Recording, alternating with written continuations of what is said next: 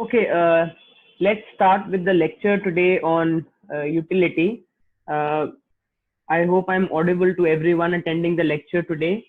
Um, Last time when we had talked about utility, we had talked about some type of preferences, as you can see on your screens. One type of preference was called as the Cobb-Douglas preference. We had talked about it, how the indifference curves look like, what are the properties of Cobb-Douglas indifference curves, what are the examples of monotonic transformations we have. Okay, and then we had also had a discussion about perfect substitutes. Okay, so uh, perfect substitutes also, we had talked about a very good example of Coke and Pepsi. We had talked about the utility function of perfect substitutes. We had talked about the monotonic transformations of it. So before starting with the lecture today, any doubt any student has from the previous lecture? Please only ask your doubt regarding the previous lecture if you have. Students who attended the previous lecture want to clarify something before I start with perfect complements. Feel free to ask your question.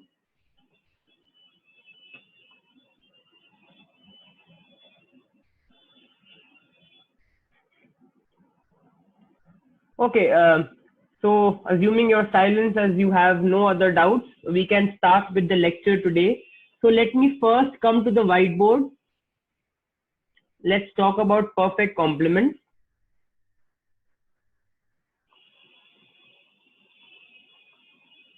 Now this is the third type of preference. Okay, Cobb-Douglas was the first one, second one was perfect substitute, this is the third one. Now when are two goods said to be perfect complements? Two goods are said to be perfect complements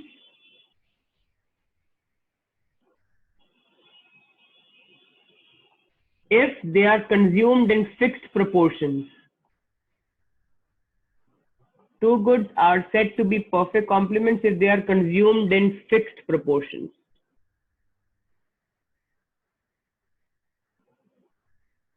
Okay. Examples we have of perfect complements, we have a lot of good examples.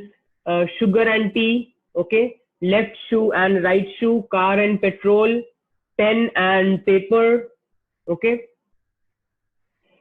So how will the indifference curve look like for perfect complements, and how will we frame the utility function mathematically? So these are the next two questions in front of us.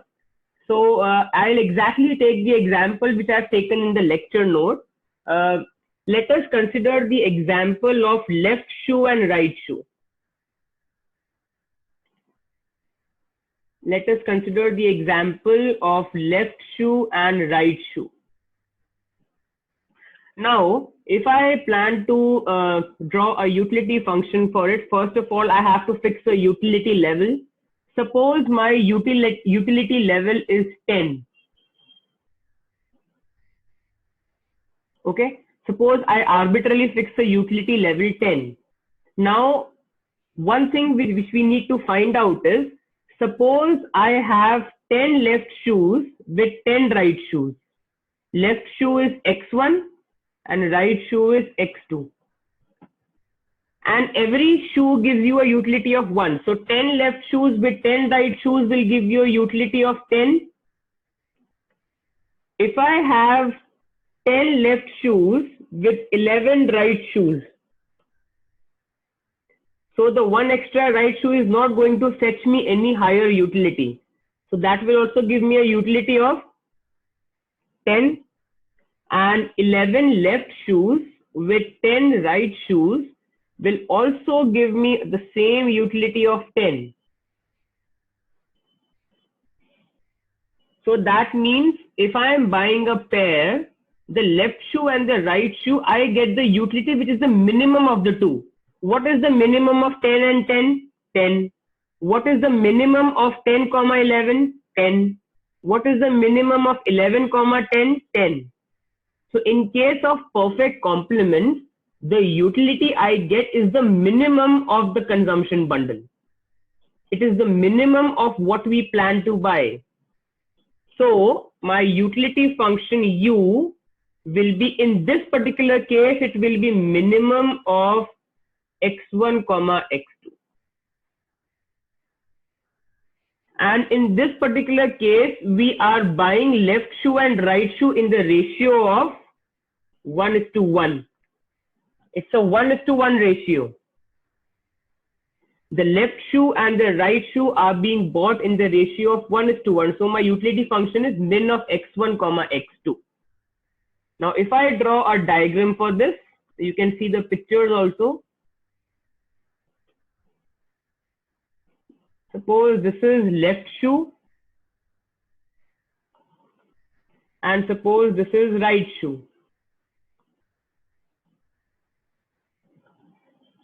Now suppose I have 10 left shoes here and 10 right shoes here. This is my point. 10 left shoes with 11 right shoes is going to give me the same utility, and here 10 left shoes with 11 right shoes is going to give me the same utility. So points A, B and C, all these 3 points give me the same satisfaction. So if I join these points, I get the indifference curve. So that means, therefore, indifference curves are L-shaped.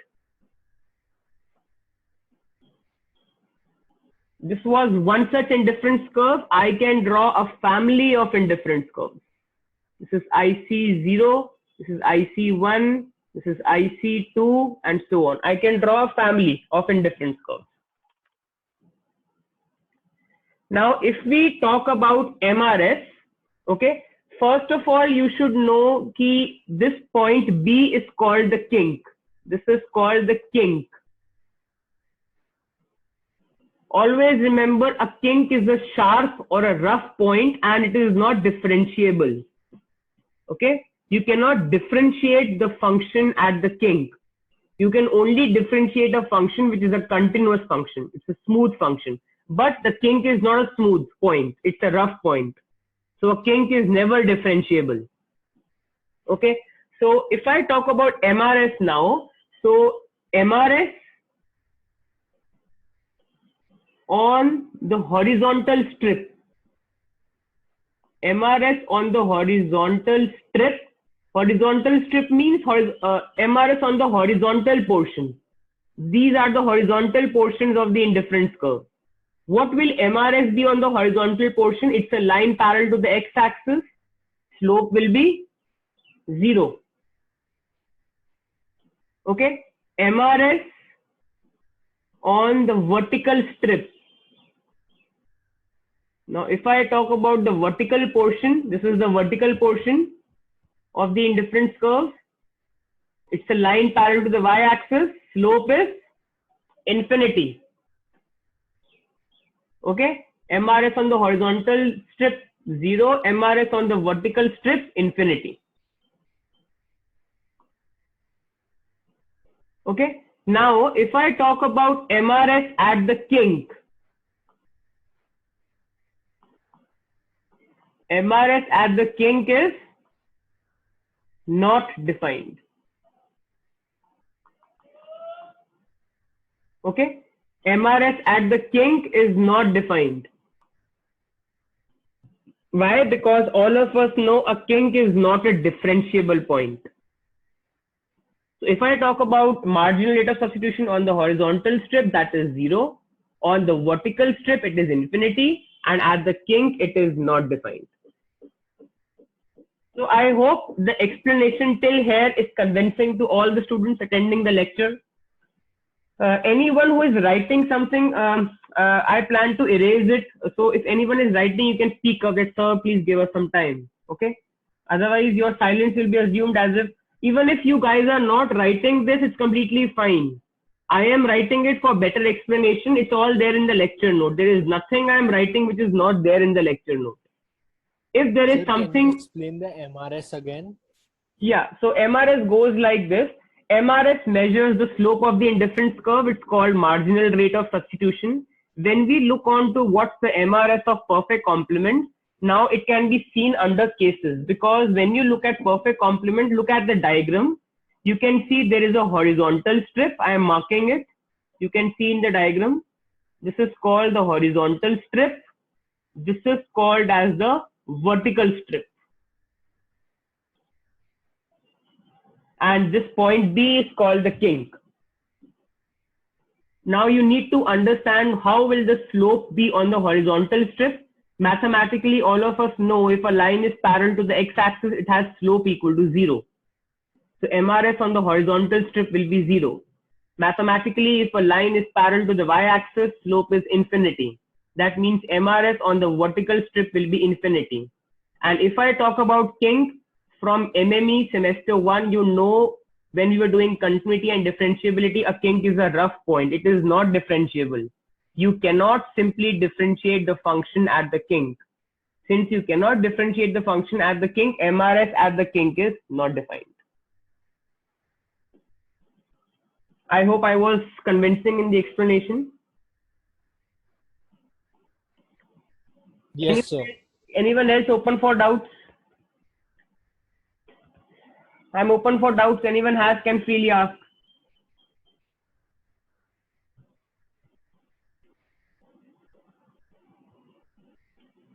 Okay, then I can erase all this. So, continuing with perfect complements only, but we now look at a more general case.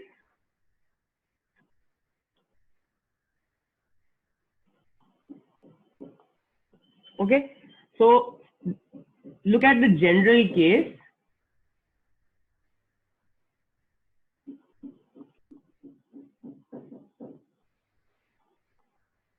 Suppose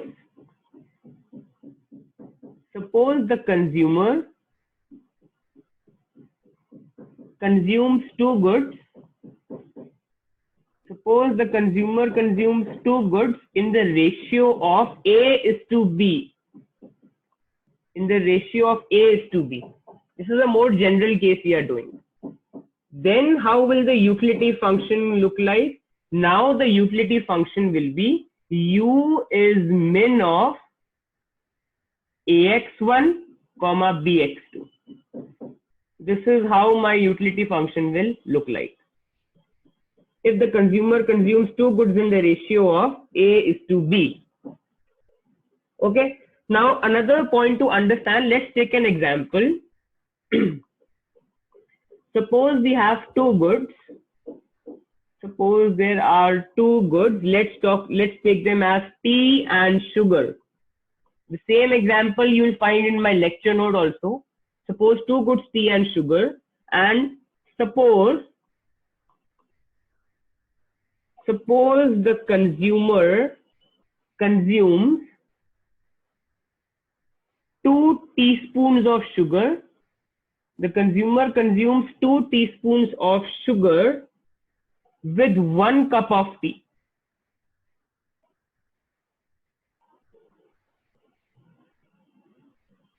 Now, first of all, let us decide what you want to take as good X1 and good X2. So let tea be X1 and let sugar be good X2.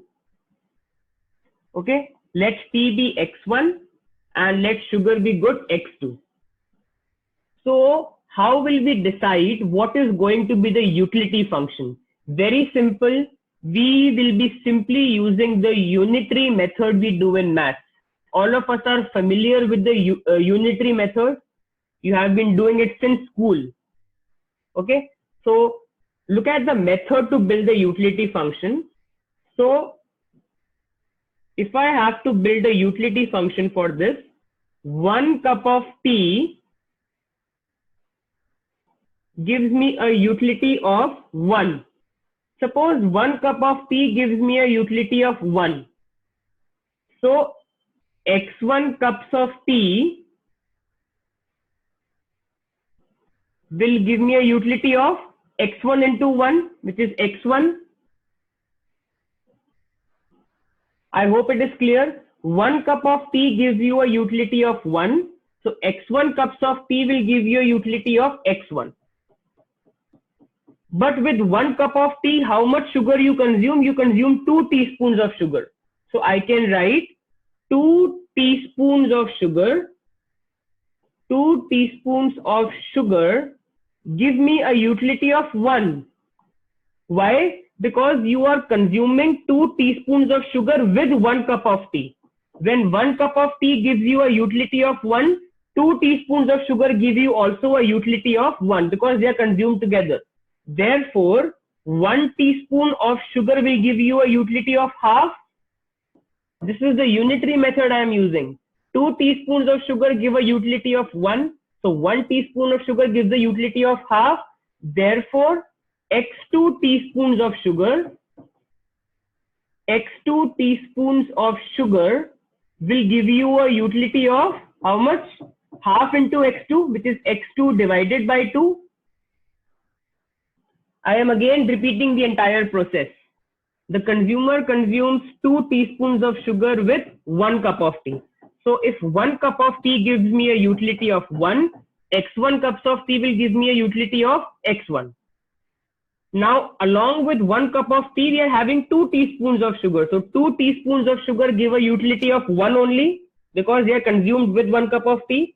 So by unitary method, 1 teaspoon of sugar will give a utility of half. x2 teaspoons of sugar will give a utility of x2 divided by 2.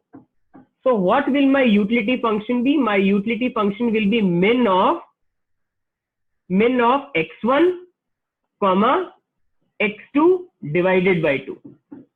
This is going to be my answer. My utility function will be min of x1 comma x2 divided by 2. Okay, and if I draw the diagram for this, let's draw the diagram. To draw the diagram, I'm erasing the general thing. I hope the initial part was understood to everyone.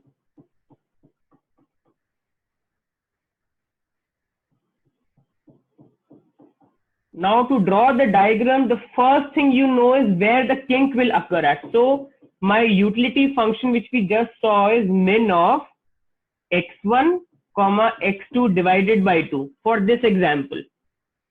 Okay, now at the kink what will happen? At the kink, x1 will be equal to x2 divided by 2, which implies 2x1 will be equal to x2. Now suppose I fix the utility level at 10. Suppose I fix the utility level at 10. Suppose u is equal to 10. That means 2x1 is equal to x2 is equal to 10 at the kink. That means x2 is equal to 10 and x1 is equal to 5. If I draw the utility function, how will it look like? This is x1. What was x1? T. And this is x2. What is x2? Sugar. The kink will now come at 5, 10. 5, 10 is the point of kink. So somewhere here we'll have 5, somewhere here we'll have 10. The kink will occur at 5, 10. This is how my utility function will look like. This is an indifference curve. So when we were doing the left shoe and right shoe example, our kink was coming at 10, 10. Why? Because you were buying left shoe and right shoe in the ratio of 1:1. But now in this particular example, you are consuming tea and sugar with 1 cup of tea and 2 teaspoons of sugar. So you will have to build the utility function, and the method which will always give you correct results is the unitary method. You could have used your understanding and you could have used another method also, but the reason we use unitary method is because unitary method always gives you accurate results. It's very simple. 1 cup of tea gives you utility of 1, x1 cups of tea gives you utility of x1. 2 teaspoons of sugar also give you utility of 1. So 1 teaspoon of sugar half, x2 teaspoons of sugar x2 by 2. So x1 cups of tea give you utility of x1, x2 teaspoons of sugar give you utility of x2 divided by 2. So utility function is minimum of x1 comma x2 divided by 2. How will you plot this? First, you find the kink. At the kink, this part is equal to this part. So x1 is equal to x2 divided by 2. That means 2x1 is equal to x2. Suppose my utility level is 10. So 2x1 is equal to x2 is equal to 10 implies x2 is 10 but x1 is 5. Kink will occur at 5, 10. Now in case any student has any doubt, please feel free to ask. I'm open for doubts.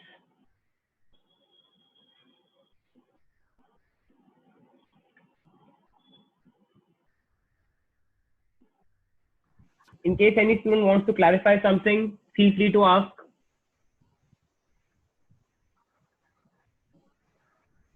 So, Yes? so I understood the unitary method that you said that x1 cups of tea give you x utility and x2 teaspoons of sugar give you x2 by 2. But how did we combine the two? When we wrote the utility, we straight away wrote after that utility is equal to minimum of x1 and x2 by 2. How do we decide that we have to take x1 and x2 by 2? As in x1 cups of have we decided that x1 cups of tea will give us utility equal to x2 teaspoons of sugar? Exactly. They will give you the same utility. Why? Because they are consumed together. 2 teaspoons of sugar is consumed along with 1 cup of tea. So they are bound to give you the same utility. So let me speak more on it to clarify. I have understood what you're trying to, what's your confusion. So first of all, you should understand that in terms of perfect complements, you will always have a min function. No matter which question they give you regarding perfect complements, answer is always going to be min. So I think the min part is clear to you. Now the major part which you might be finding confusing is why have I written x1 comma x2 by 2. Now to understand that, you need to convince yourself that when you are consuming 1 cup of tea, that is going to give you utility only along with 2 teaspoons of sugar. So if I have 1 cup of tea with 1 teaspoon of sugar, that is not going to give me any satisfaction. I am a person who always consumes 1 cup of tea with 2 teaspoons of sugar. So they are together giving me some satisfaction. So I use unitary method. Unitary method means if I say 1 cup of tea gives me utility of 1, then x1 cups of tea will give me utility of how much? That is x1. If 2 teaspoons of sugar, now why have I written that 2 teaspoons of sugar give me utility of 1?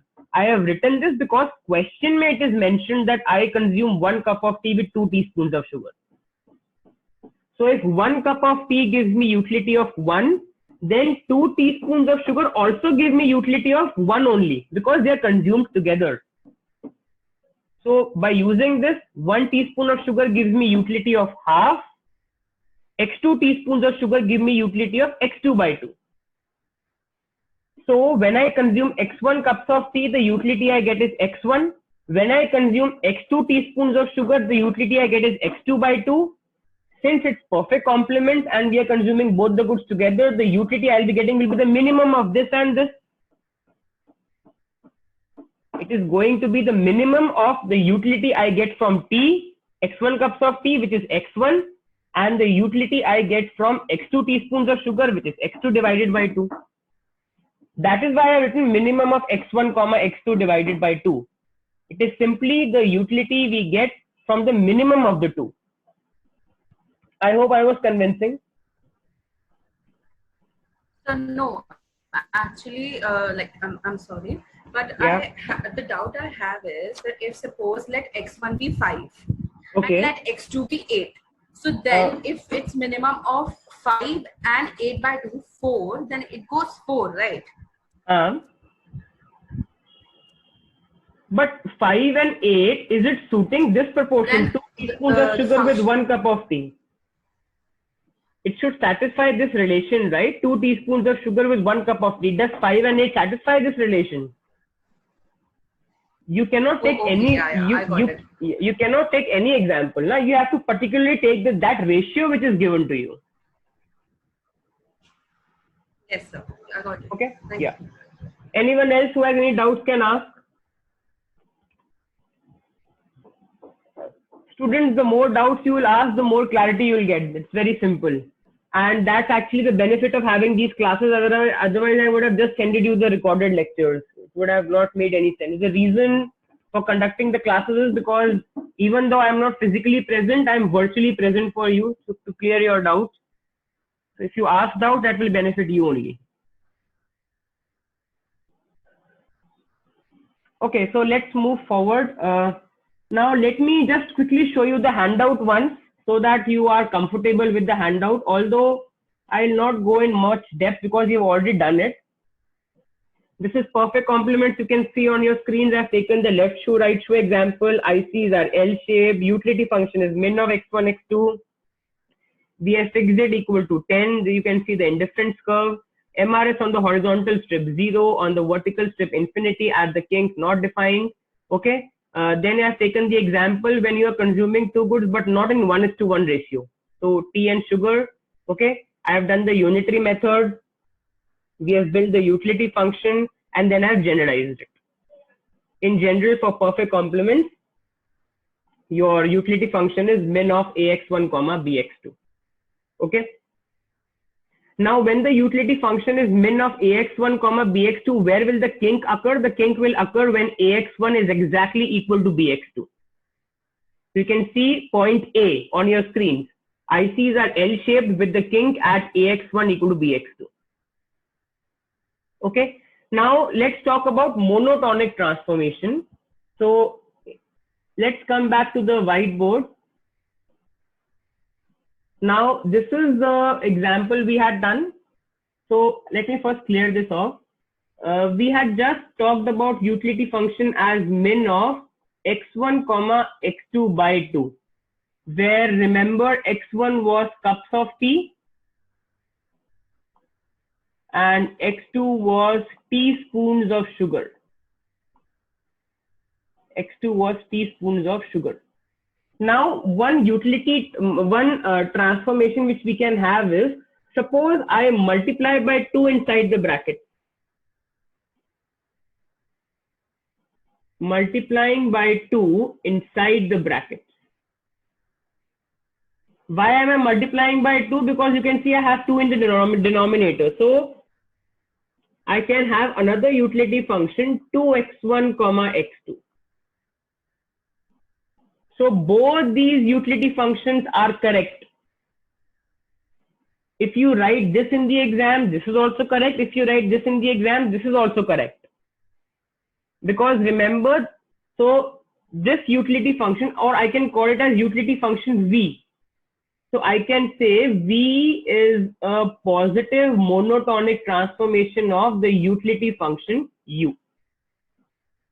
And all of you who attended the previous lecture in micro, you would have understood that when one utility function is a positive monotonic transformation of another utility function, then both of them share the same preferences. That means whether you plot this utility function U or you plot another utility function V, both of them will exactly have the same behavior and they will have exactly the same shape.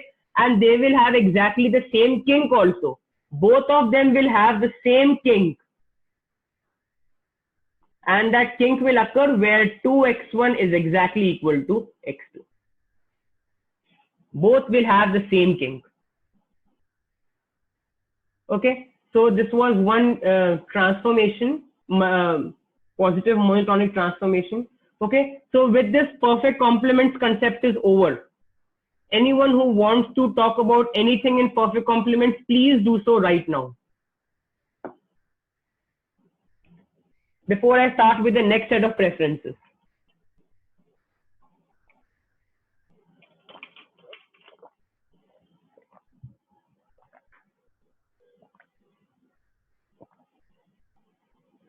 Okay, then I think I can move forward. Okay, so clearing this off. The fourth type of preferences we have in our list called as quasi-linear preferences. All of you must be familiar with what is meant by quasi-linear. If you look onto the dictionary meaning for it, quasi-linear preferences means partly linear.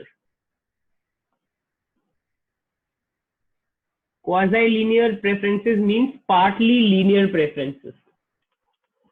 Okay, so Now to understand this, let us first see how the utility function is going to look like. So case 1, suppose my utility function is of the form Vx1 plus x2. You can clearly see that this utility function is linear in x2 and non-linear in x1. That is why it's called a quasi-linear utility function. It is linear in x2 but non-linear in x1. V of x1 can be a function. So V of x1 can be root x1 or log x1 or x1 square or x1 cube, etc. These can be examples of V of x1. It is a function of x1. Okay, so let's take an example. Suppose my utility function is root of x1 plus x2. Now I have to draw the indifference curve for this. Okay, what will I first do? On the indifference curve, I fix my utility level. Suppose my utility level is equal to 10.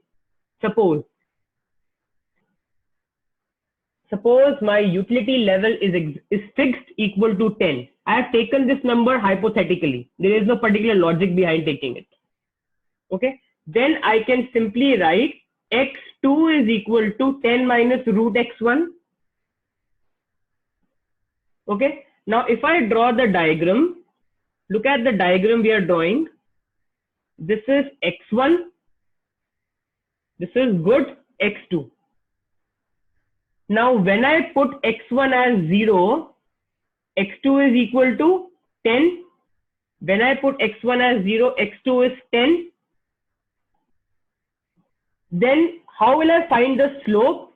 dx2 by dx1, dy by dx, remember. If I do dx2 by dx1, what does it come out to be? Minus 1 upon 2 under root x1. It is negative.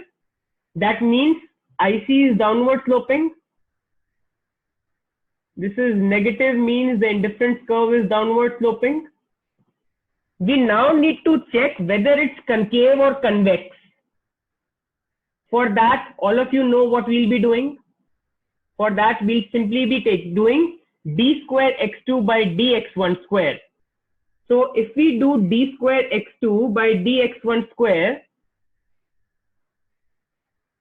okay, d square, I can do it here. Let's do it here. D square x2 by dx1 square, d square x2 by dx1 square. So that will be minus 1 upon 2 into, this is x1 to the power minus half. So x1 to the power minus half derivative will be minus half. X1 to the power minus half minus 1. That means minus 3 by 2. This will be 1 upon 4 times x1 to the power 3 by 2, which is positive. That means indifference curves are convex to the origin. So they are downward sloping and convex starting from 10. So this is my one indifference curve. Now guys, understand this. Suppose instead of 10, I make it 20. This becomes 20. When x1 is 0, x2 is 20. So from 10 we move on to 20. But tell me something, will the slope change? If I increase the utility level from 10 to 20, will dx2 by dx1 change? No, it will remain the same. Will d square x2 by dx1 square change? No, it will remain the same.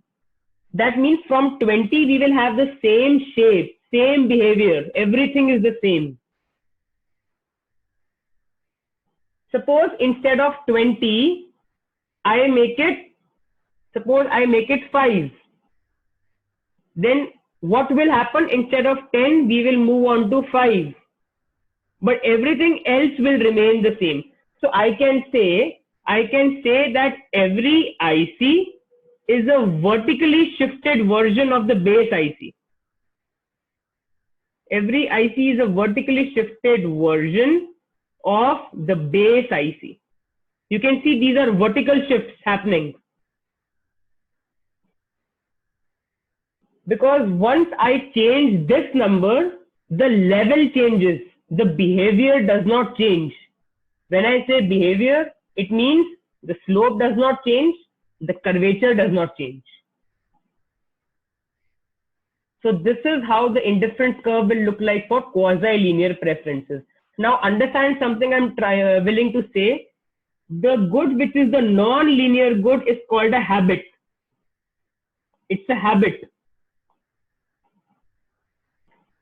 Okay, so when we draw the indifference curves for quasi-linear preferences, it will always intersect the axis of the linear good. In this example, which is the linear good? The linear good is x2. So it will cut the axis of the linear good, and it will be asymptotic to the axis of the non-linear good. What is the non-linear good here? The non-linear good is x1. x1 is the non-linear good. It is not cutting the axis of the non-linear good. It is becoming asymptotic. Okay, but it's cutting the axis of the linear good. And you can see that mathematically also. Every IC is a vertically shifted version of the base IC.